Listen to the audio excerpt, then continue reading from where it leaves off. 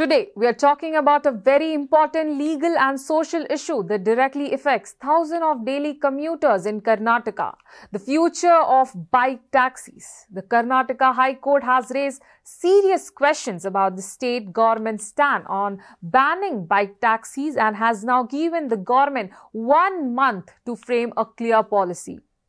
Why is this issue so crucial? Because as the court itself said, there are lives at stake.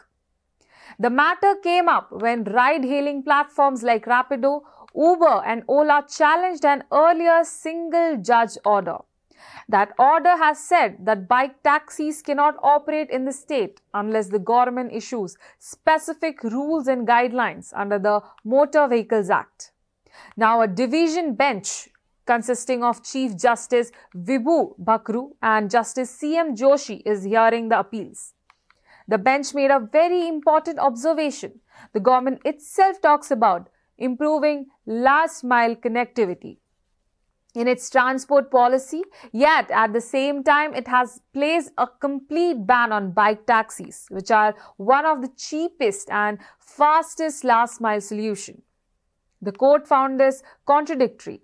During the hearing, the Attorney General for Karnataka said the government will give serious consideration to the issues raised. Based on this, the court decided to defer the case till September 22nd, but the High Court also gave a strong caution to the government. In no case, when a decision is being taken, should the state put everything into freeze. The police may continue to take action for others' offences, but keep in mind this petition is pending. The court's larger concern was about the constitutional validity of this ban. It said that under the constitution, a legitimate trade cannot be banned outright. The government can regulate, yes, but regulation cannot mean a complete prohibition. The judge also pointed out that 13 other states in India have already framed rules to regulate bike taxis. If cars and auto rickshaws are allowed to operate as taxis, then banning only motorcycles may be a violation of Article 14, the right to equality, and Article 19(1)(g), the right to carry on trade on profession. On the other side, the government urged strongly through Advocate General Shashi Kiran Shetty.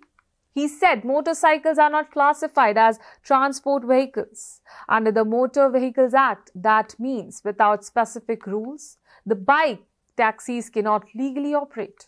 He also cited the Delhi example. In Delhi, the Supreme Court in the Malhotra case has refused to allow bike taxis without a policy. Only after the ruling did Delhi come up with a limited policy, and that too only for electric bike taxis. The government also claimed that nearly 6 lakh bike taxis were operating across Karnataka, which could add to urban congestion. It even reminded the court that earlier permission for electric bike taxis in the state had been withdrawn. But the bench was not convinced. The judge directly asked, "You say congestion is the reason, but is there proof that bike taxis cause more congestion than autos? Are you suggesting that autos congest less?" The court also said that the absence of a regulatory policy cannot automatically mean prohibition. If a business is legitimate and hot expressly banned, it should be treated as allowed until rules are framed. A non-policy that results in prohibition can be arbitrary. The judge warned. The High Court's final takeaway was clear. The state cannot identically delay making a decision. The absence of a policy does not justify a complete ban. A blanket prohibition on bike taxi is unconstitutional, and so the government has been given 1 month to decide whether to regulate, frame a policy or come up with a legal valid justification for banning bike taxi. So what happens next?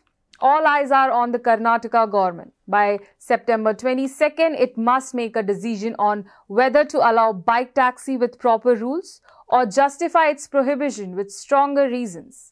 For commuters, especially daily wage workers, students and office goers, the outcome will decide whether they get back an affordable and quick option for travel. And for the government, the bigger challenge is to balance safety, traffic management, and constitutional rights. We'll keep following the story as it develops.